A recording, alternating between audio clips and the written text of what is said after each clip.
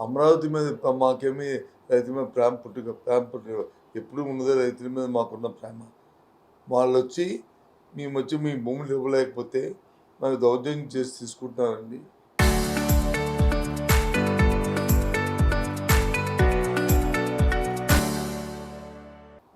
మాకొచ్చి ఏవైతే లేఅవుట్లు అని చెప్పారో ఆ లేఅవుట్లో భూములు రండి, మా ఊర్లోకి రండి అని చెప్పి వాళ్ళు పిలిస్తే వీళ్ళు వెళ్ళారు తప్ప కోరుండి వీళ్ళు చూడడానికి వెళ్ళలే. వాళ్ళు పిలిస్తే వీళ్ళు వెళ్ళారు. వాళ్ళు వెళ్తే మార్గం మధ్యలో అడ్డుకున్నారు. అది పిలిచిన వాళ్ళు ఒకరు, అడ్డుకున్న వాళ్ళు. పిలిచిన వాళ్ళు ఒకరు, అడ్డుకున్న వాళ్ళు. ఆ ఊరికి వెళ్ళకముందే అడ్డుకున్నారు. వాళ్ళు అక్కడికి వెళ్ళకముందే అడ్డుకున్నారు. ఇక్కడ ఆ ఊర్లోకి వెళ్ళకుండా, ఆ ఊర్లోకి వెళ్ళకముందే అడ్డుకున్నారు.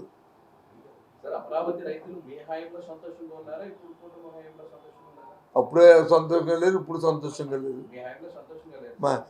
మా హయాంలో లేరు, మీ హయాంలో లేరు. మా హయాంలో వచ్చి వాళ్ళకి ఇస్తారన్న భూములు వచ్చేసరికి ఇచ్చేస్తామంటే అది కాదండి, ఇది కాదండి అన్నారు. మా విధానం వేరు. మేము 3 ప్రాంతాలను కట్టడానికి ప్రయత్నం చేశాం. ఈ హయాంలో వచ్చి 50,000 అన్నారు. 50,000కి వాళ్ళు లేఅవుట్ లేదు, ఇవ్వడానికి లేదు, ఏమీ లేదు. మళ్ళీ తిరిగి పైపెచ్చు అవినీతి ఎక్కువ అయిపోతుందని ఇప్పుడు బాగుపడుతున్నారు. వాళ్ళు రెన్యువల్ ప్లాట్స్ ఇస్తున్నారు, రిజిస్ట్రేషన్ చేస్తున్నారు. ఏ ఒక్కటి జరగట్లేదు. జరుగుతున్న అవినీతిని చూడటం మా రాజకీయ పార్టీ మా బాధ్యత. ఒక ప్రజాప్రభుత్వంలో, ఒక ప్రజాస్వామ్యంలో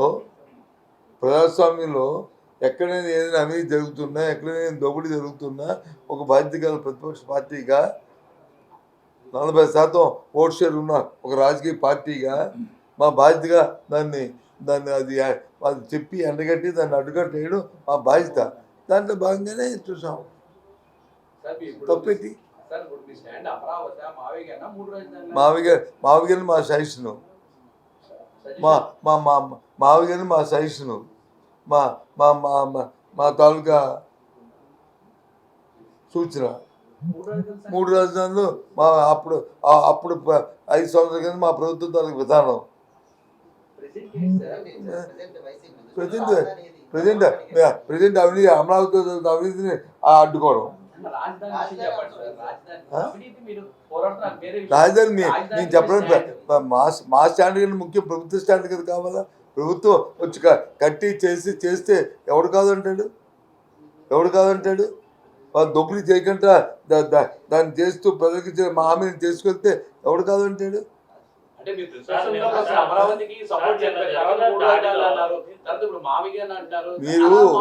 మీరు దయచేసి ఏబిఎన్ వారు, నేను మాట్లాడింది నాకు క్లారిటీ ఉంది, ప్రజలకు క్లారిటీ ఉంది, మీకు క్లారిటీ లేదు. ఏదైనా ఒక కార్యక్రమం ప్రభుత్వం తలపెట్టినప్పుడు అందులో దోపిడీ లేకుండా, అందులో అవినీతి లేకుండా ఆ కార్యక్రమాన్ని తీసుకెళ్తే ప్రజలు రక్షిస్తారు. ఒక పేరు చెప్పుకొని దాన్ని దోచి నేను ప్రయత్నం చేస్తే దాన్ని ప్రజలు రక్షించు. దానికి మేము అడ్డుకట్టేస్తాం. ఒక విషయం చెప్తానండి, దీనికి సంబంధం లేకపోయినా సరే. నిన్న ఎప్పుడో పేపర్ వచ్చింది, అది వాస్తవం కాదో నేను భారత రాష్ట్రపతి గారు దీనికి వస్తున్నారు, దేనికి స్నానకోత్సవంకి ట్రైబల్ యూనివర్సిటీ విజయనగరానికి వస్తున్నారు. ఆ పిల్లలకి గ్రాడ్యుయేషన్ అయిపోతే వాళ్ళకి సర్టిఫికేట్స్ ఇవ్వడానికి వస్తున్నారు. సంతోషం. ఎప్పుడైనా భారత రాష్ట్రపతి మన దగ్గర ప్రభుత్వ అద్దెకు ఉంటారా, ప్రైవేట్ అద్దెకు ఉంటారా? సెక్యూరిటీ వస్తుంది, లేదంటే నేవల్ అంతకుముందు రాష్ట్రపతి వచ్చింది కానీ ప్రధానమంత్రి వచ్చింది ఉంది. అవి కాదు, ఇప్పుడు ప్రైవేట్ హోటల్లో పెడుతున్నారు. విజయనగరంలో లేకపోతే జేఎన్‌టీయూ ఇక్కడ ఆంధ్ర యూనివర్సిటీ ఉంది, అక్కడ జేఎన్‌టీయూ ఉంది, ప్రభుత్వ తాలూకా ఉన్నాయి. కాకుండా హోటల్లో పెట్టడానికి కారణం ఏంటండి? దేశానికి ఎంత తలవం పండిది అంటే దోపిడీ కాదండి ఇది. పరోక్షంగా ఆ పేరు పెట్టి ఆ సంస్థకి మనం దోపిడీ చేసి ఇవ్వడం కాదండి, ఇండైరెక్ట్ ప్రమోషన్ కాదండి. ఇది న్యాయమా అండి? మీరు దాన్ని సమర్థిస్తారండి? చెప్పండి. అందరికీ రాష్ట్రపతి అందరిది ఇది గౌరవం, ప్రతి ఒక్కసారి గౌరవం ఇది. ఈ భారతదేశంలో 150 కోట్ల మంది తాలూకా తాలూకా ఇది పరువు సమస్య, ప్రతిష్ట సమస్య, పరువు కాదు ప్రతిష్ట సమస్య, ఈ దేశం తాలూకా ప్రతి సమస్య. కానీ ఇది దాన్ని ఏదైనా మీరు ఎవరైనా ప్రశ్నించారండి? ఇది మిమ్మల్ని క్వశ్చన్ చేస్తాను కాదు, ఐఎమ్ సారీ, ఏమనుకోకండి, డోంట్ థింక్ అదర్వైజ్. నన్ను ఏమని ఇచ్చారు? ఏమన్నా చెప్పండి, చెప్పండి, చెప్పండి, ఏమని ఇచ్చారు? ఏమన్నా చెప్పండి, ఏమని ఇచ్చారు? ఏమన్నా చెప్పండి.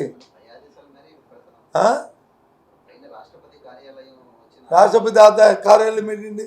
రాష్ట్రపతి నేను ఈ దేశంలో వచ్చి పార్లమెంట్ సభ్యుడిగా చేశాను. మనం ఇక్కడ నుంచి సజెషన్ చేస్తే రాష్ట్రపతి కార్యాలయం నుంచి వస్తాయి. ప్రభుత్వంలో ఉందో ఎక్కడైనా సరే, ఎక్కడ నేవల్ యాక్ట్ పెట్టుకోవాలా, లేకపోతే సర్క్యులర్స్ ఇంకా సొంతంగా తయారు చేయాలా, ఇంకా సొంతంగా తయారు చేయాలి. నేవల్ యాక్ట్ ఎంతమంది భారత ప్రధాని వచ్చారు, భారత రాష్ట్రపతి వచ్చినప్పుడు ప్రధాని వచ్చినప్పుడు చేయాలి, సెక్యూరిటీ అవన్నీ చూసుకొని. స్థానం కోసం జరిగినప్పుడు ఆంధ్ర యూనివర్సిటీ ఉంది, లేకపోతే జేఎన్టీ ఉంది. నోట్ రోడ్లకు వచ్చి ఏ రకంగా సెక్యూరిటీ అండి? ఏ రకమైన సెక్యూరిటీ చెప్పండి?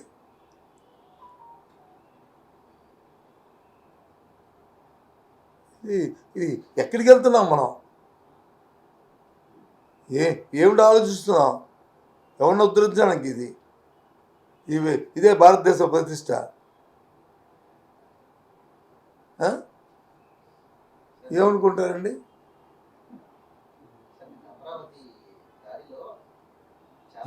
ఈ విషయం మానేసి ఇంకో విషయం ఎందుకు మీరు ఎంతసేపును? మీకు భారతదేశ ప్రతిష్ట అక్కర్లేదు. మీ ఏటీవీ కానీ ఇది మా టీవీకి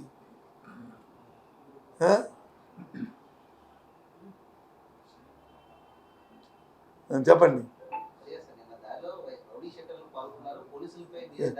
ఎవరు దాడి? ఆ వీడియోలు తీసి పెడితే తెలిసిపోతుంది కదా. ఆ వీడియోలు చూపెట్టుకొని పోలీసు వ్యవస్థ, ఆంధ్రప్రదేశ్ పోలీసు వ్యవస్థ కించపరచొద్దు. నేను కించపరుస్తున్నాను. ఆంధ్రప్రదేశ్ పోలీసు వ్యవస్థలో చాలామంది కొంతమంది ఉంటే ఉండొచ్చు, కానీ అంత వ్యవస్థ అంతా చెడిపోలేదు. కాకపోతే కాలమాన పరిస్థితుల ప్రకారం ఆ రకంగా తయారవుతున్నా కానీ ఓ మంచి పేరు అదే 5 నిమిషాలు చెప్పేస్తారు. ఎవడెవడు ఏంటో, ఎల్లయ్య పుల్లయ్య వాళ్ళ తాలూకు హిస్టరీ ఏంటో, వాళ్ళ రికార్డు ఏంటో అంతన్నా పెట్టమనండి. ఎవడొద్దన్నాడు? చెప్తే సరిపోద్ది కదా. అంతేగాని ఇతని నుంచి ఇతను చూపెట్టి అతను తప్పించి, అతను చూపెట్టి ఇతను తప్పించి ఈ కార్యక్రమం కాదు కదా. ఎస్, టీడీపీ గతంలో టీడీపీ కార్యాలయం కాదు చెప్తుంటా. గతంలో టీడీపీ కార్యాలయం మీద వెళ్ళిన కార్యకర్తలు మళ్ళీ వచ్చారు. మేబీ వాళ్ళు కానీ తప్పుగానే ఉంటే వాళ్ళు చూసుకోండి. కార్యకర్తలు అనేప్పుడు టీడీపీ కార్యకర్తలు ప్రతి ఒక్కటి రౌడీ స్టేటర్ కాదు కదా. మొన్న వచ్చి జగన్మోహన్ ఇంటి ముందు లోకేష్ గారు వెళ్ళి ఆయన ప్రెస్ మీట్ పెట్టాడు. ఇంటి ముందు 20 అడుగులు ముందు ఉన్నాను రా ఛాలెంజ్ అన్నాడు. అది ఏమవుద్ది? అది కరెక్టా? అదంతా కేసు పెట్టేస్తే వాళ్ళు కూడా అంతే. వాళ్ళు కూడా చంద్రబాబు ఇంటి ముందుకి జోగి రమేష్ వెళ్ళి మాట్లాడింది. రాళ్ళు ఇచ్చారా, రెప్పలు ఇచ్చారా? ఏంటిది చేసింది? మాట్లాడిన దానికి మనం చేస్తే మంచిది, ఎదురు చేస్తే చెడ్డారా? సార్, పోలీస్ కానిస్టేబుల్ మీద టిఎన్ఎస్ఎఫ్ కి సంబంధించిన ఒక లీడరే రాయి వేసినట్టుగా వీడియో ముందే అన్ని ఉన్నాయండి. నేను క్షేత్రస్థాయికి కిందకెళ్ళి అందరిలాగా మాట్లాడే వ్యక్తిని కాదు. రాళ్ళు ఎవరిచ్చారో, రాళ్ళు ఎవరు మోసుకొచ్చారో, ఎవరు వెళ్ళారో అన్నీ తెలుసు, అన్నీ చూసుకుంటారు. దాంట్లోకి నేను క్షుణ్ణంగా ఇంకా అతన్ని వెళ్ళి దాని మీద డిస్కస్ చేసే వ్యక్తిని కాదు. సంఘటన పట్ల మాట్లాడుతున్నాను తప్ప సంఘటనలో పలు అంశాలు బోళ్ళు ఉన్నాయి. అవన్నీ కూడా మీరు చూసుకోండి. ఎవడు తప్పు చేసి వాడితే తప్పును సమర్థించలేదు కదా. ఎంతసేపును అలా టీడీపీకి వెళ్ళిన ఆ కార్యాలయం వెళ్ళినోడు, చంద్రబాబు ఇంటి మీదకి వెళ్ళినోడు, మరి ఇంకోటి ఇంటి మీదకి వెళ్ళినోడు మాత్రం నువ్వు లెక్కటవా? మీకు తెలీదా? ఇంకోరు ఇంటి మీదకి వెళ్ళినోడిని మరి వాళ్ళని ఎందుకు మీరు మాట్లాడట్లేదు? ఇవన్నీ కాదు. ఎవరింటి మీదకి వెళ్ళి ఏదైనా తప్పుగా చూడాలి. అంతేగాని తప్పుని సమర్థించుకొని మళ్ళీ వీడైతే వాడు చేసాక వీడు చేశాడు, వీడు చేసాక వాడు చేశాడు, అది ఇస్ నాట్ కరెక్ట్. వ్యవస్థలో ఎక్కడికక్కడ అడ్డుకట్ట వేయాలి. అంశంతో పాటు ఎన్నోసార్లు సందర్భాల్లో మేము మాట్లాడాం ఈ విషయాన్ని.